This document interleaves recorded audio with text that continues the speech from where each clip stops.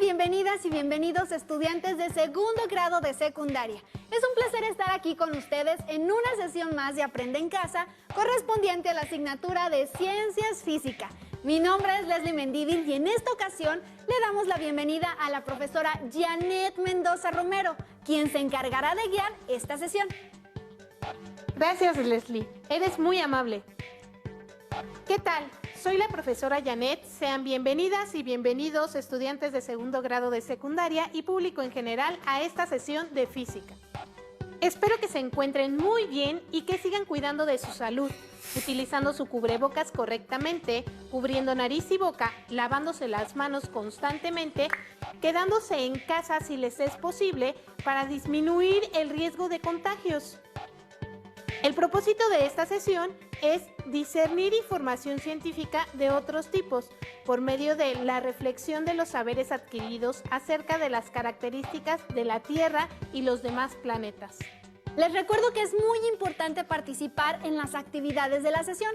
Sugerimos que tengan a la mano su cuaderno y lápiz o bolígrafo. Y si tienen alguna discapacidad visual, preparen sus hojas Leyer, punzón y regleta.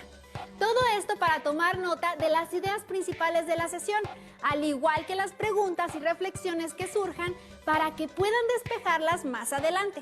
Tomen en cuenta su libro de texto, que es de gran utilidad para consultar dudas y para que puedan ampliar o comprender mejor el tema. Aquí les van las instrucciones de lo que van a realizar. Primero, van a observar la sesión muy atentas y atentos. Realizarán las anotaciones pertinentes, incluyendo las ideas o palabras clave del tema expuesto.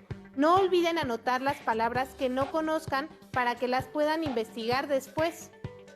Luego van a contestar unas breves preguntas que se les presentarán al final de la sesión. Recuerden que también pueden investigar en páginas confiables de Internet y en otros libros de texto especializados. Si ya tenemos todo listo, comencemos. Para entrar en el tema, les haré una pregunta a todas y todos. ¿Qué forma tiene la Tierra? ¿Tú qué me puedes decir al respecto, Leslie? Pues recuerdo que en mis sesiones de geografía decíamos redonda y achatada por los polos. Creo que la figura geométrica que la representa se llama geoide. ¿Estás segura? Pues claro, maestra. ¿Por qué la pregunta? Lo que pasa es que hace poco leí un artículo en Internet acerca de que existen algunas personas que no creen que la Tierra tenga la forma de geoide que tú mencionas. ¿Cómo podría ser eso, maestra? Si durante toda la vida escolar hemos aprendido que así es. Pues sí, lo que me sorprendió más fue que mucha gente estaba de acuerdo con esta idea. ¿Qué le parece, maestra, que aprovechamos este tema para hacer un repaso de cómo fue evolucionando las ideas de la forma de la Tierra? Claro, me parece muy buena tu propuesta y así podemos dar argumentos que se contrapongan a las ideas de los terraplanistas. Maestra, ¿qué es eso de terraplanista? El término me suena, pero no sé qué es. Una persona que se hace llamar terraplanista piensa que la Tierra no tiene forma esférica, sino que es como un disco plano. Ahora que lo menciona, sí había escuchado acerca de los terraplanistas. Cuando me enteré de las ideas que sostenían, lo primero que pensé es que eran personas que no tenían estudios. Sí, también lo hice, pues me pareció una idea descabellada, pero me llevé una gran sorpresa al saber que no es ignorancia.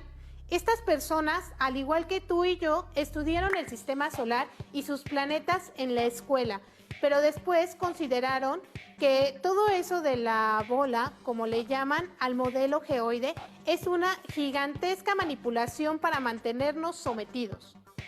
¿Sometidos a qué? ¡Qué raro! Eso me suena como una teoría de conspiración. Tienes razón.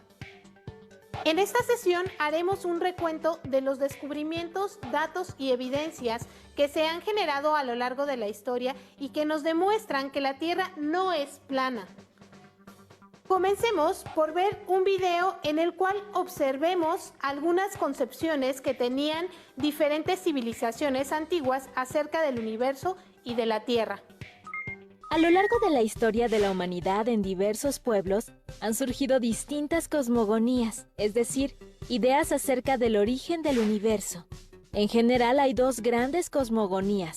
Por un lado, la que considera que el universo tuvo un principio y tendrá un fin, y por otro, la que surge de mitos en los que se supone el universo fue creado por algunos dioses. Conozcamos algunos de estos mitos. Los egipcios que se asentaron en el noreste de África sostuvieron que antes de la creación del universo prevaleció el dominio del dios Nun, en lo que denominaron las aguas del caos inicial. Y cuando Nun tomó conciencia de dichas aguas, surgió su dios principal, Ra-Atum, quien hizo emerger la primera materia sólida que representó a Egipto. También sostuvieron que Ra-Atum creó a Shu, el aire, y a Tefnut, la humedad, la lluvia, el rocío, y que ellos a su vez crearon a Nut, el cielo con estrellas sobre su cuerpo, y a Heb, la tierra.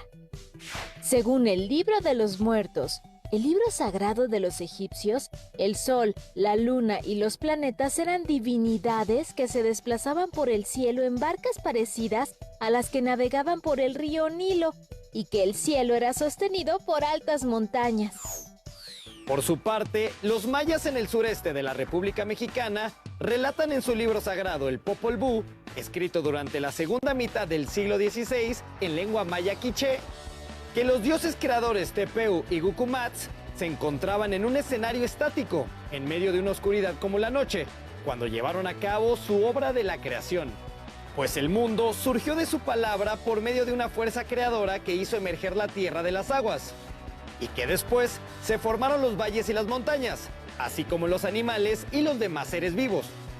Los aztecas en México, por otro lado, consideran que el universo surgió por obra de los dioses Tezcatlipoca y Quetzalcóatl, y que para lograrlo derrotaron a un monstruo mítico llamado Cipatli, que era un reptil acuático hambriento y sanguinario.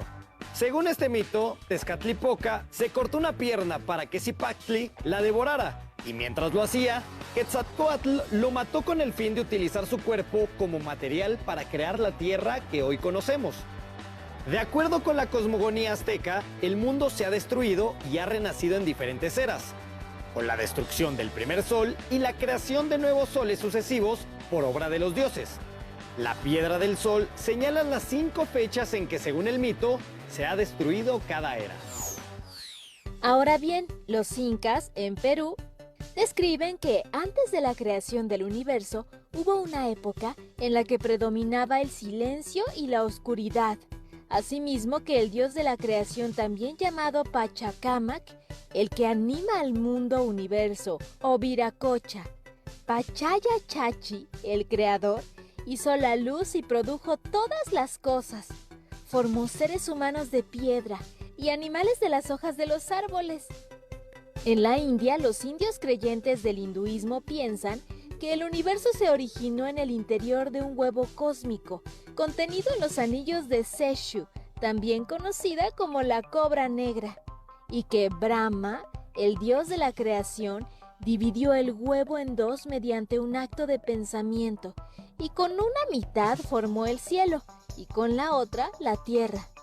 Asimismo, los hindúes consideran que el universo está formado por un mar de leche, que una enorme tortuga nada en el océano y sobre su caparazón se apoyan 4 elefantes, los cuales a su vez sostienen la tierra sobre sus lomos, que en el centro de la tierra se forma una gran montaña donde un fuego que gira a su alrededor ocasiona el día y la noche, y que Seshu, la serpiente, con un anillo superior contiene a la bóveda celeste.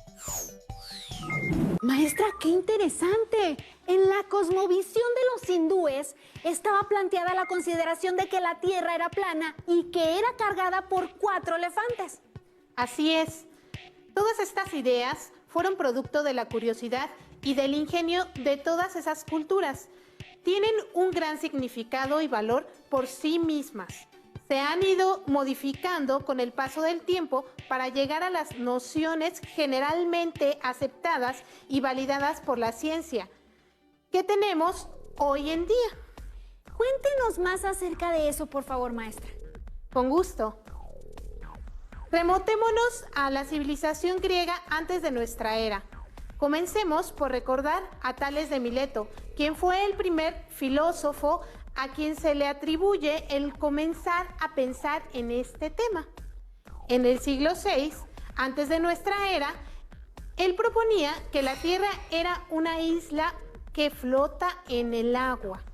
Se piensa que probablemente le surgió esta idea al escuchar de historias de la mitología mesopotámica que hablaban de un disco plano de piedra en medio de un gigante océano. Pitágoras, por otra parte, aludía a una tierra esférica, aunque basado en la teoría sobre la armonía de las esferas, donde todos los cuerpos celestes, incluidos la Tierra, son reconocidos de forma esférica. Aunque cierta su idea, en ese momento no tenía mucho sustento e incluso algunos de sus discípulos discrepaban y mantuvieron una visión de la Tierra de forma plana.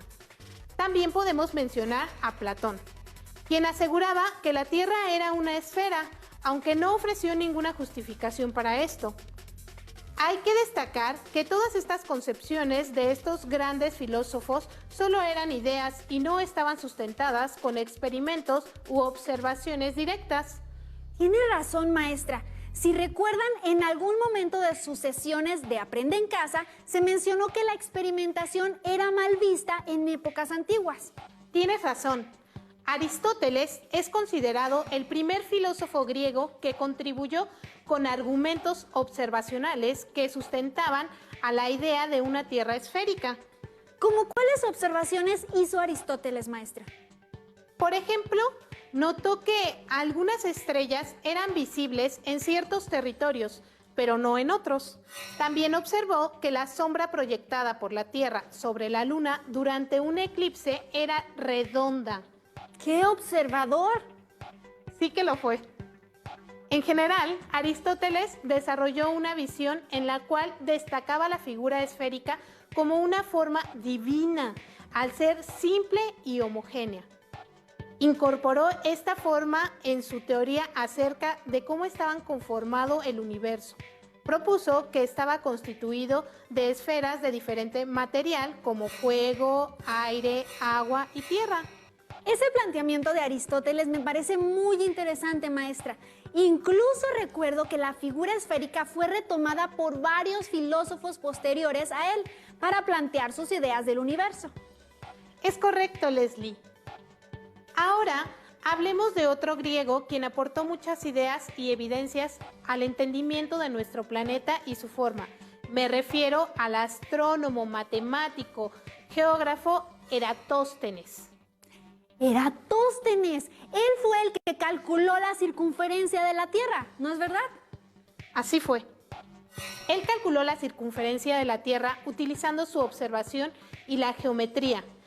La historia relata que un día Eratóstenes leyó en un libro de la Biblioteca de Alejandría que en la ciudad de Siena, situada a unos 800 kilómetros al sur de Alejandría, durante el mediodía del solsticio de verano, los objetos no producían sombra y que en los fondos de los pozos se podía ver completamente al sol.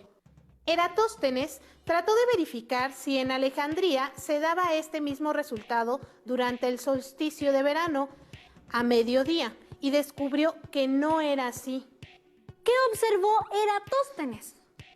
Observó que los objetos sí proyectaban una sombra. Esto era congruente con sus ideas acerca de que la Tierra no era plana. Si así fuera, no hubiera observado diferencia en la sombra producida en ambos lugares.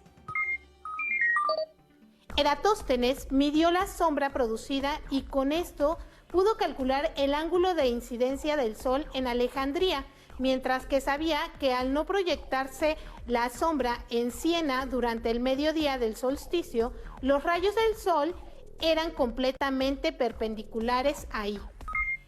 Además, sabía la distancia entre ambas ciudades. Con toda esta información, calculó que la circunferencia de la Tierra debería de ser de 250,000 estadios aproximadamente, unidad de medida de longitud utilizada en ese entonces, y que ahora sería equivalente a unos 39,690 kilómetros aproximadamente, mientras que la medida de la circunferencia de la Tierra aceptada actualmente es de alrededor de 40,075 kilómetros. ¡Vaya! Sí que calculó la circunferencia con bastante precisión. Así es, Eratóstenes es muy famoso por ese descubrimiento, además de que fue capaz de calcular la inclinación del eje de rotación de la Tierra y creó el primer mapa del mundo. ¡Muy impresionante! Recordemos que Eratóstenes hizo todo esto entre el siglo III y el siglo II antes de nuestra era, con tecnología muy limitada, pero con un gran ingenio y observación. Efectivamente, Leslie. Más adelante, en el tiempo, a inicios de nuestra era, tenemos a Ptolomeo, matemático, geógrafo y astrónomo griego, cuyo modelo geocéntrico proponía que la Tierra estaba en el centro del universo, tenía forma esférica y que permanecía estática. Fue difícil que en un inicio la Iglesia aceptara esta teoría, ya que iba en contra de muchas de sus creencias. Así es. Esto se debe a que la base de las creencias de la Iglesia y en distintos fragmentos de la Biblia hacen mención a una tierra plana. En consecuencia, no permitían la idea de una tierra esférica, pues no querían contradecir la palabra de Dios. Por esta razón, fue muy difícil convencer a esta institución, la que entonces tenía un gran peso en todo el mundo. Aunque la propuesta de la tierra esférica era difícil de asimilar por la religión cristiana, el hecho de que la Tierra fuera el centro del universo sí iba acorde con lo que se creía, por lo que la teoría geocéntrica de Ptolomeo permaneció vigente por varios siglos, hasta que Nicolás Copérnico presentó su teoría heliocéntrica, la cual ponía al Sol en el centro del sistema solar y proponía que la Tierra presentaba movimiento de rotación y traslación alrededor del Sol. El modelo heliocéntrico de Copérnico también fue muy condenado por la Iglesia Católica. Incluso él y Galileo Galilei, otro científico de gran renombre que apoyaba la teoría heliocéntrica y brindó muchas evidencias que la sustentaban, fueron juzgados por la Santa Inquisición. Es verdad. Sin embargo, poco a poco y gracias a muchos científicos y aficionados interesados en el tema, se fue reuniendo cada vez más evidencias de que apoyaban a esta teoría y que aportaron al reconocimiento de la forma verdadera de la Tierra. ¿Nos podría mencionar algunas evidencias que se han presentado? Por supuesto. Por ejemplo, al navegar en el mar es posible ver solo la parte superior de los objetos que se encuentran a lo lejos. Como en esta imagen, a medida que nos acercamos ya se puede ver el objeto completo. Esta es una evidencia de la curvatura de la Tierra. Si fuera plana, se vería todo el objeto sin importar la distancia. Por otra parte, los fenómenos cósmicos como la lluvia de estrellas y eclipses son observados en diferentes momentos en distintas regiones de la Tierra.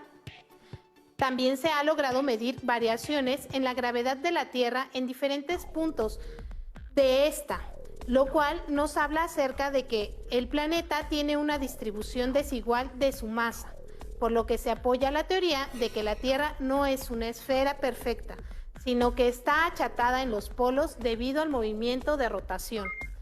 Además, hemos sido capaces de ver directamente la Tierra mediante los satélites, la estación espacial, viajes a la Luna y sondas espaciales para corroborar en definitiva su forma desde el espacio. Eso es verdad. Los satélites fueron los primeros objetos fabricados por el hombre que lograron orbitar nuestro planeta. Ciertamente, gracias a los satélites aprendimos y hemos seguido aprendiendo mucho acerca de nuestro planeta. Veamos un video para conocer sus diferentes funciones y reflexionar acerca de su importancia. Vamos, maestra. Vamos. Primero tienes que saber que un satélite artificial es un objeto fabricado y puesto en órbita alrededor de un cuerpo celeste por nosotros, los seres humanos. Nos sirven para conocer un poco más del universo y de la Tierra, porque obtienen datos que no podemos conseguir fácilmente. Por ejemplo, sobre los océanos, la atmósfera, la vegetación y los suelos de la superficie del planeta. Mira esta cápsula.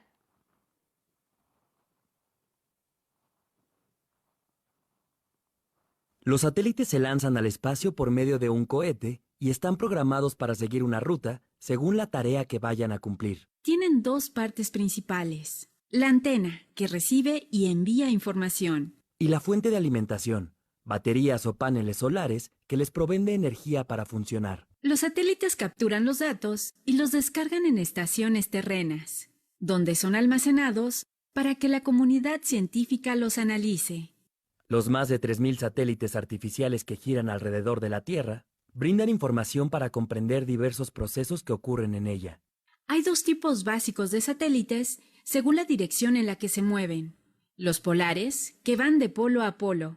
Y los geoestacionarios, que orbitan sobre el ecuador siguiendo la rotación del planeta. Otros satélites, los geosincrónicos, viajan a la velocidad de rotación de la Tierra, en una órbita con inclinación variable respecto al plano del ecuador.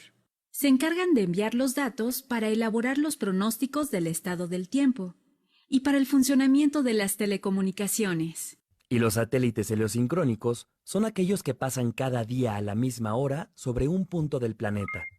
Como pudimos ver, los satélites cumplen diferentes funciones y gracias a ellos tenemos imágenes espectaculares de la Tierra. Y a pesar de todas estas evidencias, ¿sigue habiendo personas que piensan que la Tierra es plana? Me cuesta trabajo creerlo. Así parece, el movimiento terraplanista moderno comenzó en el siglo XIX y tuvo su origen en la obra del escritor inglés llamado Samuel Birley Rowbotham, quien en uno de sus libros planteaba que la Tierra era un disco plano en el que el polo norte se encontraba al centro de este y estaba rodeado por un muro de hielo. La inspiración que tuvo para este trabajo eran pasajes bíblicos. Rowbotham y sus seguidores ganaron notoriedad y fueron confrontados por varios científicos de la época, aunque su fuerza fue disminuyendo y prácticamente desapareció al terminar la Primera Guerra Mundial.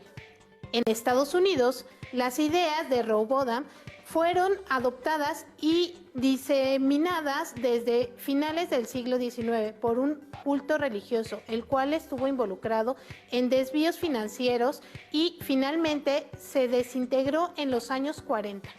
¡Qué historia! ¿Y qué pasó después? ¿Cómo se ha mantenido esa postura hasta nuestros días? Pues en 1956 surgió la Sociedad Internacional de la Tierra Plana. ¿En 1956? Eso fue un año antes de que la Unión Soviética, ahora Rusia, lanzara al espacio a Sputnik, el primer satélite artificial.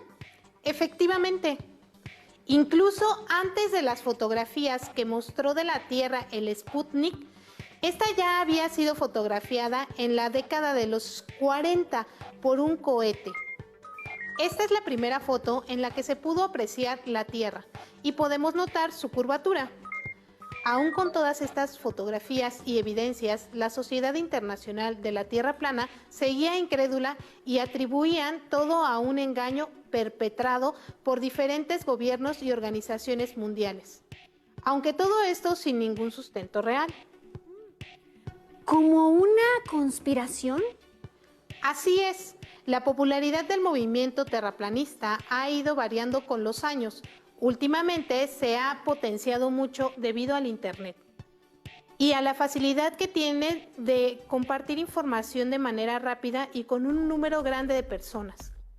Ellos siguen sosteniendo que la Tierra es plana, con el Polo Norte en el centro y la Antártida cubriendo toda la orilla.